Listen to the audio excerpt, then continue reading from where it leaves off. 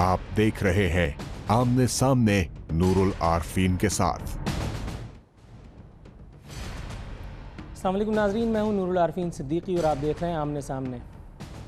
पानामा का हंगामा किसी तौर थमने में नहीं आ रहा, बल्कि अब तो इस आग ने ऐवानों का रुख भी इख्तियार कर लिया है।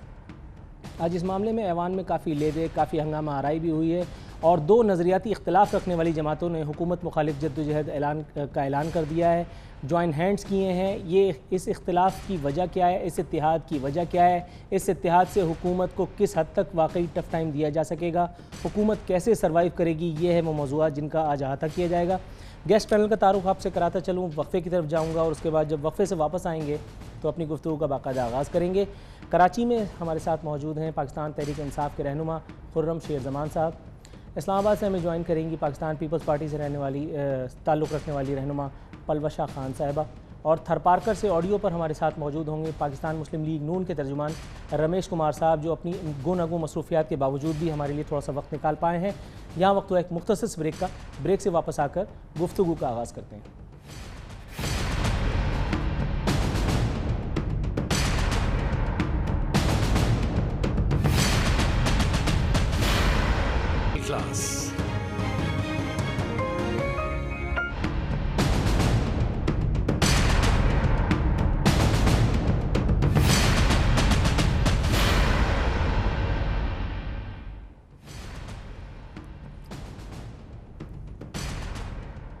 वेलकम बैक नाजरीन। प्रोग्राम का बाकायदा आगाज़ करने जा रहे हैं। हमारे साथ मौजूद हैं खुर्रम शेर ज़मान साहब, पलवशा खान साहिबा ने हमें ज्वाइन किया और इसके साथ साथ हमारे साथ ऑडियो पर मौजूद हैं रमेश कुमार साहब, ताल्लुक़ है नून लीग से। सर, बहुत शुक्रिया आपका कि आपने अपनी मसरूफियात के बावजूद हमें ज्वाइन किया। ये मुझे बताइएगा, प्रोग्राम का पहला सवाल आप ही से करता हूँ, सियासत के सीने में दिल नहीं होता या सियासत में उसूलों और नज़रियात की कोई गुंजाइश नहीं है? कल दो नज़रियाती इख्तलाफ रखने वाली जमातें आज आपके खिलाफ मुश्तरका जद्दोजहद में एक साथ दिखाई दे रही हैं, क्या कहेंगे? देखिए, पहली चीज तो ये कि मेरी नज़र में सियासत एक इबादत है, सियासत एक खिदमत है, मगर यहाँ पे मुझे जो है वो सोच नजर नहीं आ रही है। आज एक अगर सियासत हो रही है, मफाहमत की सियासत होनी चाहिए जो हमेशा पार्टी करती आ रही है, होनी चाहिए, मगर मफाहमत होनी चाहिए गवर्नेंस के लिए, मफाहमत होनी चाहिए खिदमत के लिए, मफाहमत होनी चाहिए पाकिस्तान की तरक्की के लिए। मगर अगर मफाहमत अपने मकासद के लिए हो तो वो सियासत नहीं होती है, वो मतलब होता है। तो मैं इस चीज को तो बिल्कुल, अगर ये एजेंडा जो आज जिस एजेंडा के ऊपर तहरीक इंसाफ और पीपुल्स पार्टी दोनों अगर आपस में मिल रहे हैं, तो मैं समझता हूँ अगर ये पनामा का इतना इशू था, ये या जो इतनी जो एक साल पूरा जो है ये सुप्रीम कोर्ट या मुख्तलिफ जलसों के अंदर जो पीटीआई की तरफ से ये जो चीजें चलती रही, तो फिर एतजाज एहसन जो है वो वकील क्यों नहीं बने दोनों के मुश्तरका सुप्रीम कोर्ट के अंदर। और दूसरी चीज, एक मेजॉरिटीज अथॉरिटी, मैं मानता हूं कि आसिफ सईद कोसा एक बहुत इज्जतदार, आसिफ सईद कोसा और गुलजार साहब की जो रिमार्क्स हैं वो एक अहमियत रखते हैं, मगर डिसीजन क्या आया, उस डिसीजन के बाद हमें वो डिसीजन को इम्प्लीमेंट करना चाहिए। 2 महीने अभी इन चीजों की इन्वेस्टिगेशन में होगा, मगर मेरी इन सबसे गुजारिश ये होगी कि मुस्बत सियासत के लिए, पाकिस्तान की खिदमत के लिए सबको मिल के पाकिस्तान के लिए काम करें, अपने लिए काम नहीं करें। जिन इदारों के लिए सुप्रीम कोर्ट ने अपनी सुपरविजन में जो चीज रखी है वो खुद उनको करने दें। आप उस चीज में इंटरफेयर नहीं करें कि कौन बंदा क्या कर रहा है, कौन बंदा क्या कर रहा है।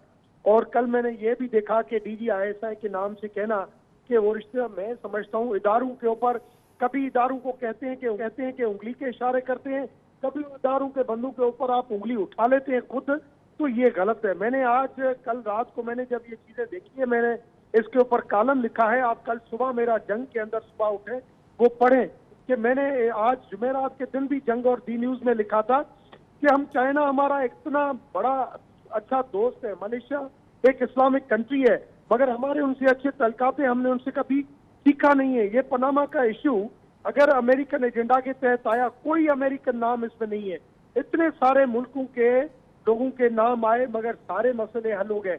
इवन इंडिया ने भी इसको एक टैक्स चोरी का बिल्कुल कहा है, मगर करप्शन से इस चीजों को रिलेट नहीं किया है। ठीक है सर, आप हमारे साथ रहिएगा प्लीज, आप हमारे साथ रहिएगा। सर एक छोटी सी आपसे थोड़ी सी इजाजत, सर रमेश साहब आपसे थोड़ी सी इजाजत लेकर मैं अपने दूसरे मेहमानों को शरीक गुफ्तगू करूंगा। पलवशा साहिबा, मैडम ये बताइएगा कि उसूलों अखलाकियात की बड़ी बात हो रही है। आसिफ जरदारी साहब ने पीपल्स पार्टी की टॉप ब्रास अखलाकियात का दर्ज देती दिखाई दे रही है। अखलाकियात कहाँ चली गई? पीटीआई से हाथ मिला लिया गया।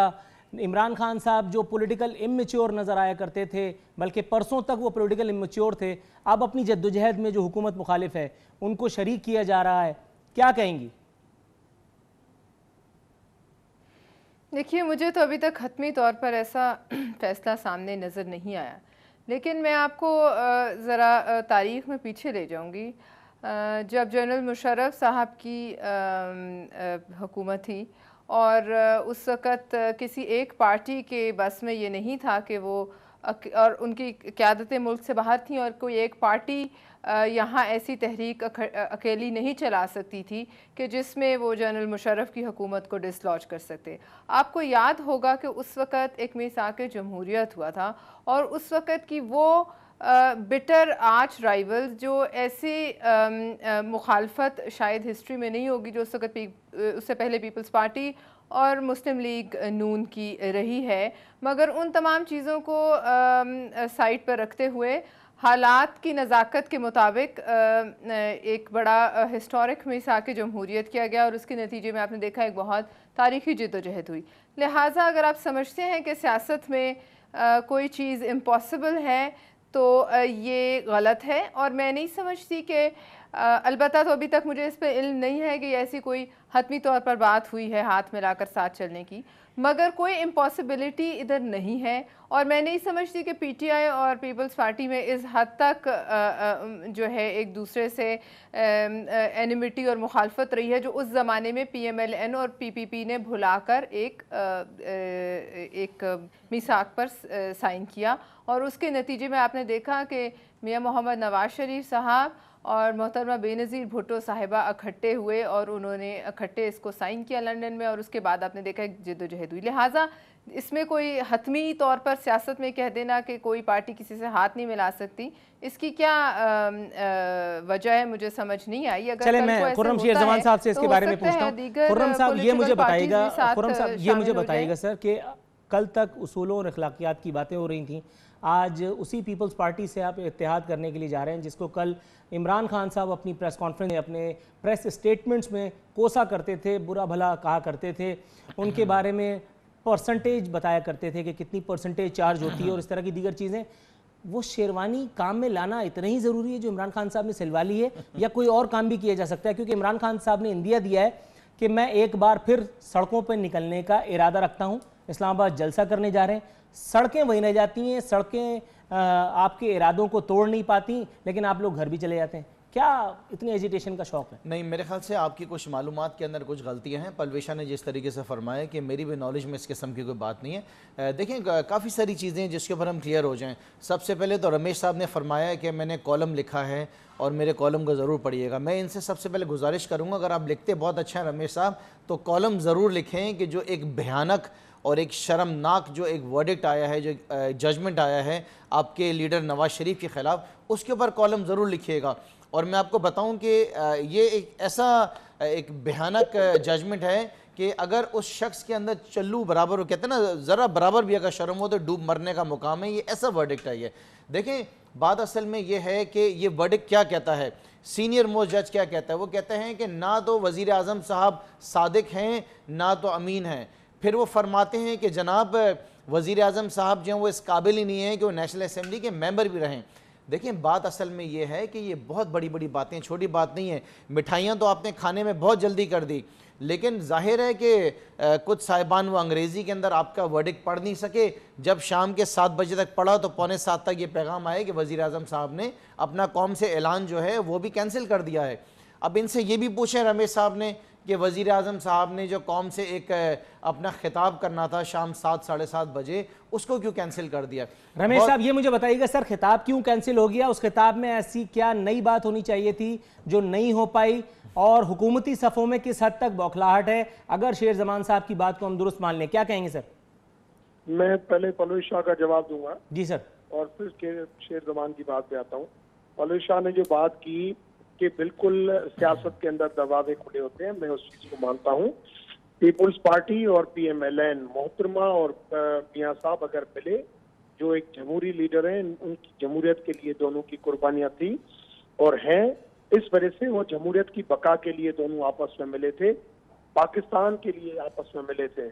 आज अगर सियासत अगर की जाए पाकिस्तान के लिए, कोई मसला नहीं है। आज सियासत की जाए कि सूबों को तरक्की कैसे दिलाई जाए, आज अगर सियासत दी जाए कि CPEC को कैसे जो है वो बेहतर किया जाए, आज अगर सियासत की जाए कि फॉरेन पॉलिसी को कैसे बेहतर किया जाए, आज अगर पॉलिसी के ऊपर बात की जाए जो पाकिस्तान की सलामती और मजबूती के लिए हो, तो उसके ऊपर बिल्कुल जो है वो आपस में बात होनी चाहिए।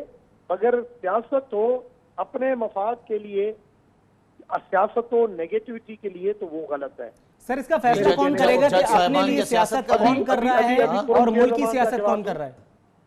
अभी खुरम शेख जमान का जवाब दो। जी सर। खुरम शेख जमान साहब हमारे छोटे भाई हैं, एनर्जेटिक हैं, पहली मरतबा असेंबली में आए हैं।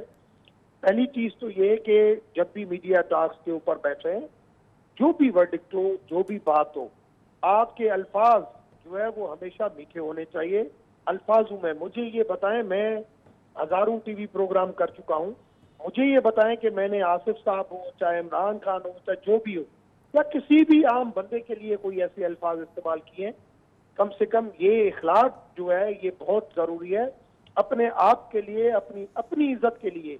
आप अगर टीवी के ऊपर बैठ के अगर किसी के लिए भी बात करेंगे तो उसकी सेहत के ऊपर कोई फर्क नहीं पड़ेगा, मगर ये जरूर देखने वाले की सेहत के ऊपर फर्क पड़ेगा कि ये जो बच्चा जो बात कर रहा है वो कम से कम ऐसी बात उनको नहीं करनी चाहिए। सर अब मेरे सवाल पे आइए, हुकूमती सफों में किस हद तक बौखलाहट है? दूसरी चीज, मुल्क को लूट के खा गए, अभी क्या तमगे बनाए आप लोगों को? कमाल है, क्या बात करते हैं आप? बचा क्या अभी आप मुझे बताएं? मुझे 7 बजे का जवाब देने थे। जी सर, जी सर, जी सर।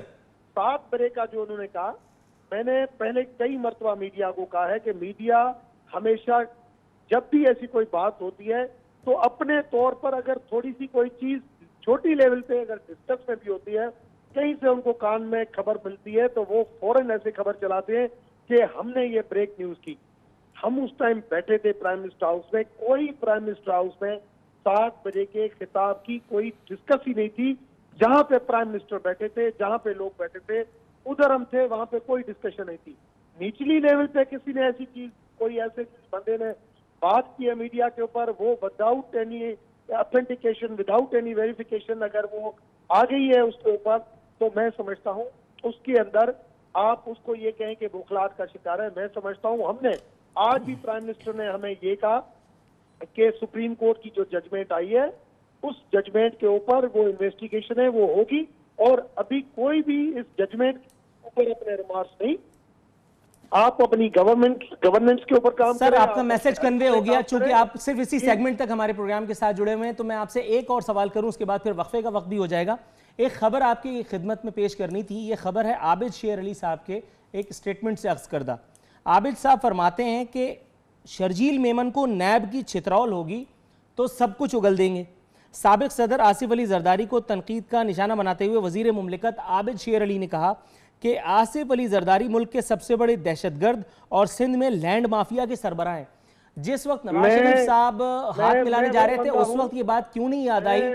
इस वक्त ये बात क्यों याद आ गई? हुब्बे अली और बुग़्ज़े मुआविया वाली बात क्यों है? और दूसरा, जिस नैब की सुप्रीम कोर्ट में खुद छितरौल हो रही है, वो शर्जील मेमन की छितरौल कैसे कर पाएगा? सर मेरी नजर में खुरम शेर जमान एक आंख है, आबिद शेर अली दूसरी आंख है।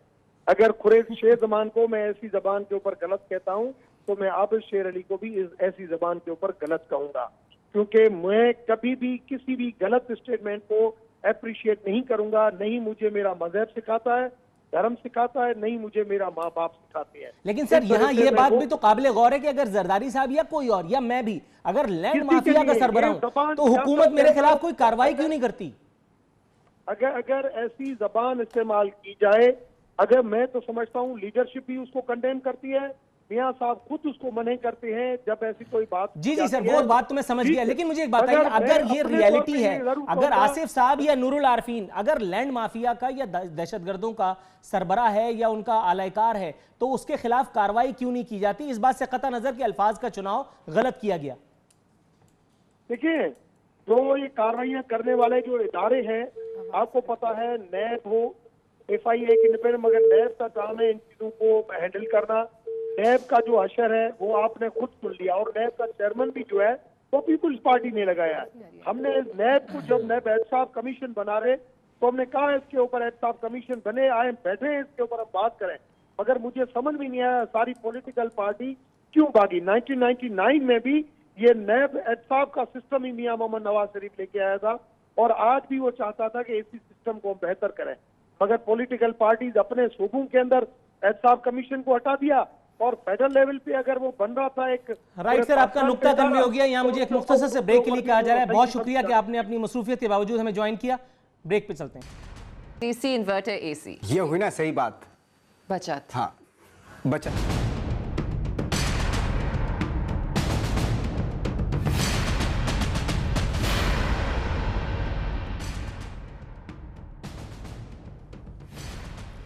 वेलकम बैक नाजरीन। बदस्तूर हमारे मेहमान हमारे साथ मौजूद हैं इस वक्त के जब मैं आपसे बात कर रहा हूँ। इमरान खान साहब दादू में हुकूमत को ललकार रहे हैं। उनके बातचीत के कुछ मुख्तलिफ नुकात मेरे सामने आए हैं। खुर्रम शेर जमान साहब से इस पर बात कर लेते हैं। खुर्रम साहब, उसूलों की बातें, नज़रियात की बातें, बड़े बड़े बुलंदोबांग दावे, और वहाँ दादू में इस वक्त के जब मैं आपसे सवाल थ्रो कर रहा हूँ, इमरान खान साहब लियाकत जतोई साहब को अपनी पार्टी में खुशामदीद कह रहे हैं। 36वीं पार्टी है खैर से जिसमें उनको खुशामदीद कहा जा रहा है, और रुकते वो किसी पार्टी में नहीं है। इससे पहले हलीम आदिल शेख साहब को भी खुशामदीद कहा गया था, जिस पर आपकी पार्टी के अंदर ही रिफ्ट पड़ गई। तो ये सियासी लोटों को अपने साथ लेकर के चलना, नज़रियात के ख्वाब बेचना, हुकूमतों को गिराने के ख्वाब देखना, ये सब किस तरह की बातें? नहीं, देखिए, पाकिस्तान तहरीक इंसाफ अभी जाहिर है कि उसने सिंध में अपना कदम रखा है, और बहुत सारे सिंध के हालात आपको पता है, सिंध के हालात कैसे हैं। जाहिर है कि हमने आगे इलेक्शंस लड़ने के लिए कुछ ऐसे लोगों को अपने साथ लेके चलना है कि जो इलेक्शंस लड़ सकें। आम आदमी का काम नहीं है सूबे सिंध के अंदर, किसी भी शहर के अंदर, तो किसी लैंडलॉर्ड के अंदर जाके इलेक्शन लड़ना, किसी लैंडलॉर्ड का सहारा ढूंढना। मैं आपको कंप्लीट करता हूँ। जाहिर है कि आपके सामने जो इलेक्शन लड़ने वाले हैं, कुछ जमींदार है, कुछ जागीरदार है, तो इलेक्शंस लड़ने के लिए आपको सूबे सिंध के अंदर ऐसे लोगों की जरूरत है कि जो सीनियर पॉलिटिशियंस हों, जिन्होंने अपना वक्त गुजारा हो। लेकिन अच्छा, उनमें विजन होना जरूरी नहीं है, उनकी आइडियोलॉजी जरूरी नहीं है। विजन जो है उनका पास्ट का जो विजन मैं आपको बताऊं कि विजन लीडर का होता है। जो विजन मेरे लीडर का होगा उस विजन को मैं फॉलो करूंगा। आज अगर मैं एज एन MP भी आया हूं तो मैं अपने लीडर के विजन को फॉलो कर रहा हूं। मेरा कोई अपना विजन होगा, अपनी जगह पे होगा, लेकिन सबसे पहले पार्टी की जो पॉलिसी है मैंने उसको फॉलो करना है। और इमरान खान देखिए वाहिद शख्स है कि जिसके ऊपर कोई करप्शन का इल्ज़ाम नहीं है, कोई ऐसा नुक्ता या कोई ऐसी चीज़ आप इमरान खान के ऊपर उठा नहीं सकते हैं। दादू का जलसा आपके सामने, आप दादू का जलसा देख सकते हैं, आपकी स्क्रीन के भी शायद चल रहा हो। लाखों लोग उसके अंदर बैठे हैं, लाखों नहीं तो बेशुमार लोग आपको नजर आएंगे। और इससे पहले किसी भी सियासी जमात ने आज तक दादू में इतना बड़ा जलसा नहीं किया। ये सारे वो मैसेज हैं, निकल जाते हैं। दादू वालों को क्या दिया? ये वो सारे, ये देखें दादू को किसने दिया? दादू को देना तो सिंध हुकूमत का काम है, या इनसे पहले जिनकी जिम्मेदारी थी जो हुकूमत में रहे। आप मुझे बताएं ना कि पाकिस्तान तहरीक इंसाफ ने KPK के अंदर हुकूमत बनाई है, वो आपके सामने के तहरीक इंसाफ ने क्या किया है? 4 साल में वहाँ पे हमने हेल्थ के निज़ाम को बेहतर किया, हमने तालीम के निज़ाम को बेहतर किया, हमने पुलिस को बेहतर किया। जो हुकूमतें सूबे सिंध के अंदर जिन्होंने हुकूमत की या जिन्होंने पंजाब में की, क्या ये सारे काम वो अपने 3 दौरों के अंदर कर सके? वो नहीं कर सके। तो बेसिकली तहरीक इंसाफ के पास तो देखिए बहुत कुछ है। हम खाली अपने नारे नहीं लगा रहे हैं, हम खाली बातें नहीं कर रहे हैं, हमने बहुत सारी चीज़ें की हैं, हमने प्रूव किया है, हमने साबित किया है। और इससे पहले जो मुकेश अपना रमेश साहब फरमा रहे थे कि आप ऐसी बातें मेरे लीडर के लिए ना कहें, वो ज़बान ना इस्तेमाल करें। देखिए, मैंने जो लफ्ज़ इस्तेमाल किया, मैंने सिर्फ ये कहा कि जज की तरफ से जो वर्डिक्ट आया है वो ऐसा वर्डिक्ट है कि वो किसी भी शख्स के लिए शर्म से डूब मरने का मुकाम है। तो इसके अंदर मेरे ख्याल से कोई ऐसे अल्फाज मैंने इस्तेमाल नहीं किए। ये वज़ीर आज़म है आपके पाकिस्तान के, ये वो वज़ीर आज़म है जो 3 दफ़ा वज़ीर आज़म रह चुके हैं, उनके लिए जो है जजेस ऐसे रिमार्क्स दे रहे हैं। तो डेफिनेटली मैं समझ रहा हूँ कि ये बहुत ही भयानक और बहुत ही खौफनाक ये वर्डिक्ट आया है। और इसके बाद अब वज़ीर आज़म साहब के पास जो है कोई चॉइस बचती नहीं है, या तो वो रिज़ाइन करें या अली इलेक्शंस कॉल करें और अपना लें मैंडेट लें। मैंडेट साहब को अपने प्रोग्राम में शामिल करते हैं। मैम, आबिद शेर अली साहब के स्टेटमेंट के हवाले से मौला बख्श चांडियो साहब ने एक जवाब दिया है। वो कहते हैं कि आबिद शेर अली नवाज शरीफ को उज़ैर बलोच और जुल्फ़िकार मिर्ज़ा की सतह पर ले आए हैं। इट मीन्स कि उन्होंने मान लिया कि उज़ैर बलोच कोई नेकुकार नहीं है, उन्होंने मान लिया कि जुल्फ़िकार मिर्ज़ा की शोहरत अच्छी नहीं है, क्वेश्चन मार्क लगा दिया। जुल्फ़िकार मिर्ज़ा की फैमिली आज भी पीपल्स पार्टी में क्या तलाश कर रही है? और दूसरा, जरदारी नवाज शरीफ साहब माजरत के साथ अगर उज़ैर बलोच की सफ़ में खड़े कर दिए गए तो पाकिस्तान में कौन बचाए फिर? देखिए, मैं एक बात अबव पार्टी लाइंस कहूँगी। मैं समझती हूँ कि हमारे यहाँ जो लीडरशिप का एक तस्वर है वो सिर्फ़ इक़्तिदार हासिल करना और इक़्तिदार की हद तक ही जाता है। उससे आगे एक लेगेसी छोड़ना, एक लेगेसी बनाना, वो अफसोस से कहना पड़ता है कि शायद इस रीजन में ये रिवायत नहीं है। आप अगर देखें तो तारीख़ में भी बहुत से ऐसे लीडर्स गुज़रे हैं जो शायद आज भी लोगों के दिलों में ज़िंदा हैं, लेकिन इक़्तिदार उन्हें हासिल नहीं हुआ इस तरह से जिस तरह से हम यहाँ इक़्तिदार के पीछे भागते हैं, और उसके लिए हम कुछ भी किसी भी हद तक जाने को तैयार हैं। अब मैं पर्सनली समझती हूँ कि एक मुल्क के वज़ीर आज़म जो हैं वो चाहे किसी भी जमात से हो, ज़ाहिर है वज़ीर आज़म का एक ऑफ़िस जो है वो बड़ा तक़द्दस का हामिल है, और एक ऑफ़िस, इस ऑफ़िस का जो इस कुर्सी पर बैठे हैं वज़ीर आज़म साहब, उनकी अपनी शायान शान नहीं है कि वो जाकर इस तरीके से पेश होंगे एक असिस्टेंट डायरेक्टर के सामने। और एक असिस्टेंट डायरेक्टर कम से कम हमारे मुल्क में ये जुर्रत नहीं कर सकता कि वो, और प्राइम मिनिस्टर तो बहुत बड़ी बात है, वो एक अपने वज़ीर दाखिला को ही जो है वो अपने सामने उनको बुलाएं। ये बात अब जिस तरीके से एक कौम की ख्वाहिश थी कि एक ब्लैक एंड वाइट फ़ैसला आए, वो तो अब अफसोस है कि नहीं आ सका। वो फ़ैसला जो अब आया है उसके नतीजे में इस तमाम टेक्निकलिटीज़ जो आप और हम और सब रोज़ डिस्कस कर रहे हैं, इसके नतीजे में सिर्फ मज़ीद एनर्की और मज़ीद कन्फ्यूजन बढ़ गया है। मगर मैं ये समझती हूँ कि शायद वज़ीर आज़म नवाज़ शरीफ साहब, मैं अभी भी ये उम्मीद रखती हूँ, मैं समझती हूँ ज़रूर सोच रहे होंगे, एक शख्स जो 3 दफ़ा वज़ीर आज़म बना है, ये बड़ा कम होता है कि किसी को इस तरह का मौका मिले कि वो 3 दफ़ा एक मुल्क की सरबराही करे। वो वज़ीर आज़म बने हैं, ज़ाहिर है उन्हें ख़ुद भी अपनी इस मौके पर वो क्या लेगेसी छोड़ के जाते हैं, किस तरीके से याद किया जाता है उनके दौरे हुकूमत को, ये सबसे बड़ा सवाल होना चाहिए। और मैं समझती हूँ 1 साल का अरसा या जितना भी रह गया है अंटिल द नेक्स्ट 1-1.5 साल का अरसा, ये कोई मायने नहीं रखता है। और ठीक है, खुर्रम शेर जमान साहब, सर मुझे ये बताइए कि इमरान खान साहब अपने बयान में ये भी फरमाते हैं कि सुप्रीम कोर्ट के जजेस ने मुल्क के वज़ीर आज़म के हवाले से जो रिमार्क्स दिए हैं वो नाकाबिले हज़म हैं, वो बहुत चश्मकुशा हैं। वज़ीर आज़म ओहदे पर बरकरार रहने के अहल नहीं क्योंकि उन्होंने झूठ बोला। आपके ख्याल में ये सब बातें, ये खुशफहमी, ये किस तरफ लीड कर रही है PTI को, इमरान खान साहब को? क्योंकि अगर झूठ बोलने की बुनियाद पर पाकिस्तान में अहलियत और नाअहलियत के फ़ैसले हो रहे हों तो मेरा ख्याल है कि आधी पार्टी शायद आपकी भी लपेट में आ जाएगी। नहीं, देखें, आपके पास ऐसे बहुत सारी एग्जांपल्स मौजूद हैं। एक मैं आपको डेविड कैमरून की एग्जांपल दे देता हूं कि जब उनके लोगों ने जो है वोट किया ब्रेक्सिट पे, वेरएस के कैमरून साहब जो हैं उसके अगेंस्ट जा रहे थे, तो उन्होंने रिज़ाइन कर दिया। बात असल में यह है कि जिस तरीके से पलवेशा भी फरमा रही थी कि एक प्राइम मिनिस्टर, चले नवाज शरीफ हैं, जो भी प्राइम मिनिस्टर है, एक ओहदा तो है, एक इज़्ज़त तो है, एक वक़ार तो है। जब आपके ऊपर इतने सारे इल्ज़ामात लग जाते हैं और वो भी एक ऐसे जज की तरफ से जो कि आपका फ्यूचर के अंदर आपके सामने वो खड़े होंगे, वो आपके मुल्क के आइंदा फ्यूचर के चीफ जस्टिस हैं, तो आपके पास क्या कोई एक मॉरल अथॉरिटी रह जाती है कि आप खड़े हों? आप अंदाज़ा लगाएं कि आज जो है एक वाक़या हुआ है कि जहाँ पे ख्वाजा साद रफ़ीक जो हैं एक ख़िताब कर रहे थे, रेलवे का कोई प्रोग्राम था, वहाँ पे 16 साल के बच्चे ने या 17 साल के बच्चे ने जो है वहाँ पे नारा लगाए, गो नवाज़ गो का। तो अब तो जनाब ये नारे वो हैं कि जो शायद गलती से आपके घरों के अंदर भी अब लगना शुरू हो जाएंगे। आप किस किस को रोकोगे? ये बदनामी जो है, ये एक ऐसा वर्डिक्ट आया है कि पाकिस्तान क्या पूरी दुनिया के अंदर एक बहुत बड़ी मिसाल हो गई है। दुनिया में कभी भी किसी सिटिंग प्राइम मिनिस्टर के अगेंस्ट इस तरह के अल्फाज या इस तरह के बयानात नहीं दिए गए, इस तरह का वर्डिक्ट कभी नहीं आया है। तो हम ये समझते हैं as a Pakistani, let's say not as a politician, एक पाकिस्तानी होने की हैसियत से हम समझते हैं कि आपको किसी हाल में आप इस पोजीशन के अंदर नहीं, वो मॉरल अथॉरिटी आपके पास नहीं रही है कि आप वज़ीर आज़म रहें और इस तरह की बात रहे। मैंने देखें आपसे सवाल किया था पलवशा मैम, ये मुझे बताइएगा, मॉरल हमारी सियासत में एग्जिस्ट करते हैं वाकई? क्योंकि गिलानी साहब की भी जो नाअहली है 5 साल वो ख़त्म हो रही है उसकी मुद्दत, इस बात की ज़मानत कोई दे सकता है पीपल्स पार्टी की टॉप ब्रास में से भी कि एक नाअहल शख्स को जो 5 साल तक नाअहल रहा सुप्रीम कोर्ट के एक फ़ैसले के बाद, उसको दोबारा मुल्क का वज़ीर आज़म नहीं बना दिया जाएगा? एक ऐसा शख्स जो बाकायदा तुर्क सदर की अहलिया का हार बड़ी शान और बड़े तफाकुर के साथ अपने घर ले गया था, ये समझ कर कि शायद उस पर ज़ाती उसका हिस्सा है। इस तरह के इल्ज़ामात, इस तरह मॉरल्स मतलब कहाँ हैं? देखिए, ये फ़ैसला आपने और मैंने सिर्फ हमने इस स्टूडियो में या अपने अपने घरों में बैठकर नहीं करना।